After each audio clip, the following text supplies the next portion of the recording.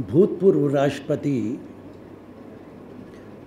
अब्दुल कलाम साहब ने अपनी किताब लिखी है और उन्होंने बहुत सारी बातों पर से पर्दा हटाया। ये बात सारा देश जानता था, हम और आप भी जानते थे। जो बात अब्दुल कलाम साहब ने अपनी किताब के अंदर कही, यूपीए की चेयरपर्सन सोनिया गांधी जी ने प्रधानमंत्री के पद का त्याग किया था, जबकि पार्लियामेंट के मेंबर्स ने उन्हें चुन लिया था। वो अगर चाहती तो प्रधानमंत्री की शपथ ले सकती थी। उन्होंने सैक्रिफाइस किया, त्याग किया। इतिहास के अंदर ऐसी मिसालें शायद ही कोई हो कि किसी शख्सियत ने प्रधानमंत्री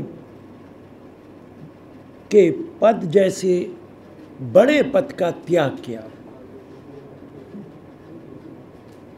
ये बात, ये सच्चाई सारा देश जानता था और जानता है।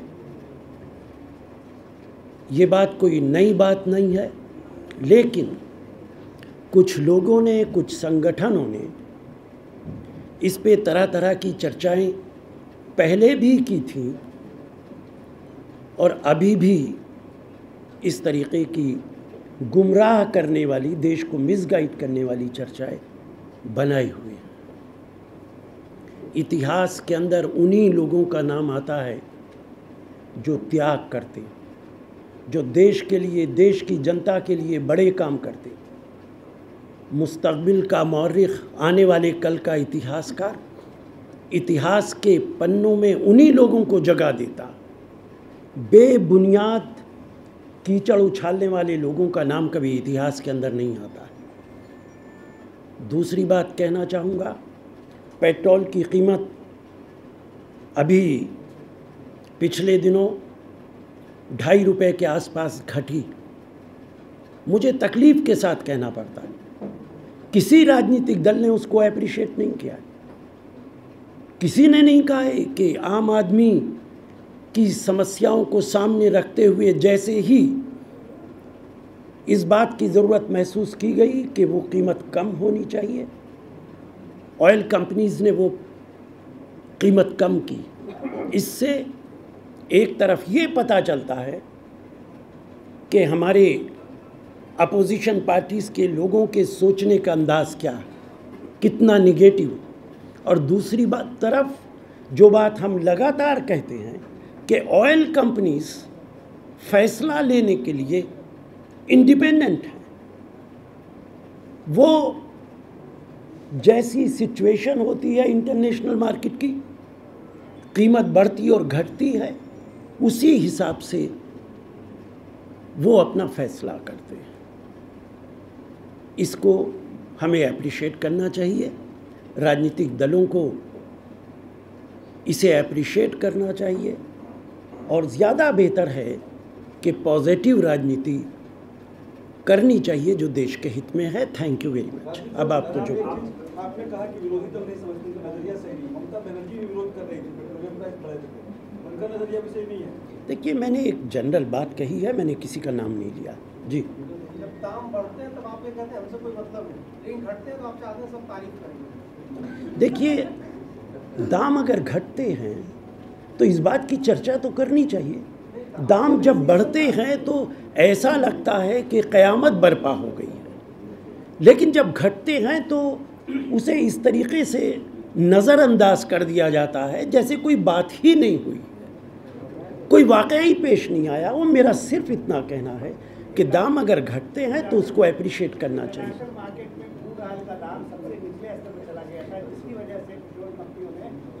लेकिन साथ साथ डॉलर की कीमत बढ़ी है और इतनी कभी नहीं बढ़ी है।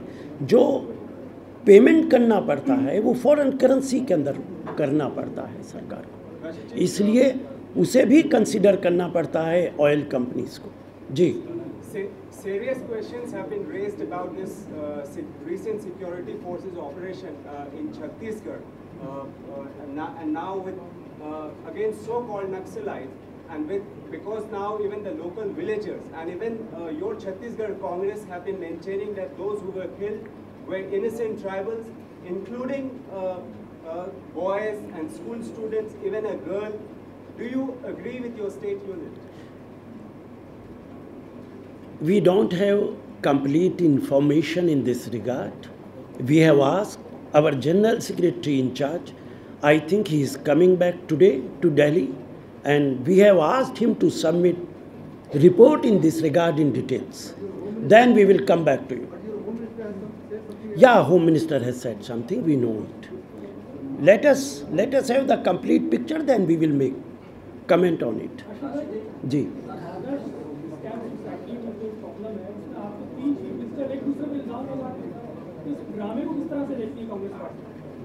देखिए, जो मामला कमीशन के सामने होता है या अदालत के सामने होता है, जब तक वो आखिरी शक्ल नहीं ले लेता, उस पर कोई भी टिप्पणी करना उचित नहीं होता है। वो एक प्रक्रिया है, इसलिए अभी हमारा उस पर टिप्पणी करना कोई उचित नहीं। जी। आरोप के बारे में कहा, प्रोसीडिंग के बारे में नहीं कहा। आपके सीएम, पूर्व सीएम, आपकी पार्टी के एक दूसरे पर आरोप लगा रहे हैं, इंटरनल पार्टी का मामला है। देखिए, मैं एक बात कहूँ आपसे, किसी सीएम ने एक दूसरे पे इल्ज़ाम नहीं लगाया है।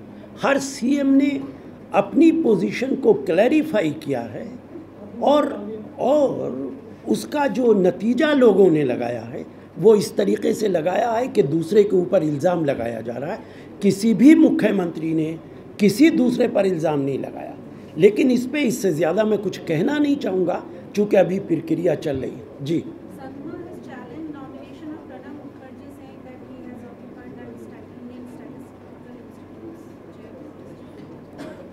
According to my information, he has resigned and it is baseless allegation.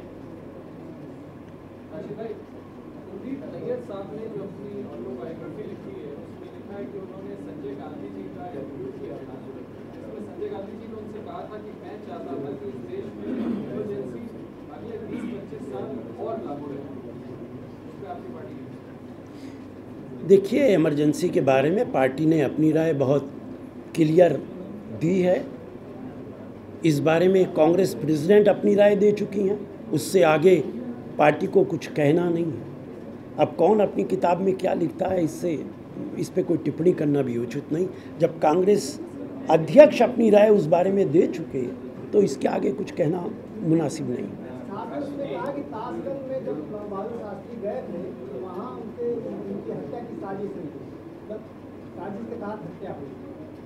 अब देखिए, किसी किताब के इस हिस्से पे क्या टिप्पणी की जा सकती है जब तक तमाम बातें हमारे सामने ना हो कि ताशकंद के अंदर क्या हुआ था, कैसी कॉन्स्पिरेसी हुई थी। वो सारी बातें सामने आएंगी तब इस पे टिप्पणी करेंगे। जी। रशीद जी, आज शिमला समझौते की 40वीं एनिवर्सरी है। इससे मेरे 3 सवाल जो मैं आपसे, क्योंकि हाइंडसाइट में हम लोग सब कुछ देख पाते हैं, पार्टी को क्या लगता है आज भी कि वो 1972 का शिमला समझौता एक ब्लंडर था हमारे लिए? सेकेंडली, उस समय जुल्फिकार अली भुट्टो ने कहा था कि हम लोग LOC को इंटरनेशनल बॉर्डर बना देंगे। उनका वर्बल एश्योरेंस था जो उन्होंने बाद में उसको पूरा नहीं किया। क्या पार्टी ये समझती है कि उस LOC को इंटरनेशनल बॉर्डर बना देना चाहिए? देखिए, इस पे कोई भी राय देना इसलिए उचित नहीं होगा, पाकिस्तान की सरकार से हमारी सरकार लगातार बातचीत कर रही है इन्हीं तमाम मुद्दों पर, चाहे वो शिमला एग्रीमेंट हो, चाहे दूसरी समस्याएं हो, उस पर लगातार प्रोग्रेस हो रही है। पाकिस्तान की जो सिचुएशन है वो आपको मालूम है, नए नए प्रधानमंत्री बने हैं, इस पे आगे बातचीत होगी और सरकार की ये कोशिश हमेशा से रही है, अभी भी है, कि इन तमाम समस्याओं का समाधान जितनी जल्दी हो सकता है इतनी जल्दी हो जाए। जी। कलाम साहब की किताब का जिक्र किया कि कैसे त्याग किया सोनिया जी ने। उन्होंने अपनी किताब में ये भी लिखा है कि मनमोहन सिंह जब उन्होंने जैसे बिहार पर असेंबली डिसॉल्व की थी कलाम ने इस्तीफा देने का मन बना लिया था, सरकार के ऐसे रिश्ते हो गए थे। देखिए, ये बात उन्होंने कही है और ये दुर्भाग्यपूर्ण है, और मेरे ख्याल से इस पे my colleague has already given his reaction as a spokesperson of the party, तो इसके अंदर मुझे कुछ ज़्यादा ऐड नहीं करना है, लेकिन ये एक दुर्भाग्यपूर्ण है। जी, about books, Arjun Singh's memoir is also out, excerpts of it, and he mentions two important incidents. One, that he has solely blamed Narasimha Rao for Babri incident, and on the issue of Warren Anderson, he says that Rajiv Gandhi was then touring Madhya Pradesh, and when I told Rajiv Gandhi about Warren Anderson, he kept quiet, and a day later the call went from Home Ministry to release Anderson. I don't think, actually we have not gone through this book, and let us go through it, then we will make comment on it. And Babri Masjid is very old issue. I do not know details in this regard, but let us go through it, then we will come back to you. Ji. Your MLA Assam, Ruby Das, was beaten up by a mob on Friday. Today she is appealing to the Congress president to intervene in this regard, and some action should be taken against those people who beat her up. If he has made any appeal to president, she will certainly consider his appeal. Rashid जी, अभी शिवसेना प्रमुख ने पूनम जी को कहा है कि वो एक super power थे कांग्रेस में और एक न्यूक्लियर बम साबित हो गई सरकार के लिए, उनका जाना से सरकार लेम डक हो जाएगी, आपका क्या रिएक्शन? देखिए, ये प्रणब मुखर्जी साहब एक यकीनन काबिल शख्सियत थे, एक लंबा तजर्बा उनके पास सरकार का और पार्लियामेंट का रहा है। अब वो देश के राष्ट्रपति होंगे और बहैसियत राष्ट्रपति के वो देश को आगे ले जाएंगे। बहैसियत फाइनेंस मिनिस्टर के उन्होंने बहुत सारे ऐसे कदम उठाए जो काबिल तारीफ हैं। क्या शिवसेना इसी नजरिए से सपोर्ट कर रही है प्रणब मुखर्जी को, जो उन्होंने बात कही? इस सवाल का जवाब शिवसेना ही ज़्यादा बेहतर देगा। That's all, thank you very much.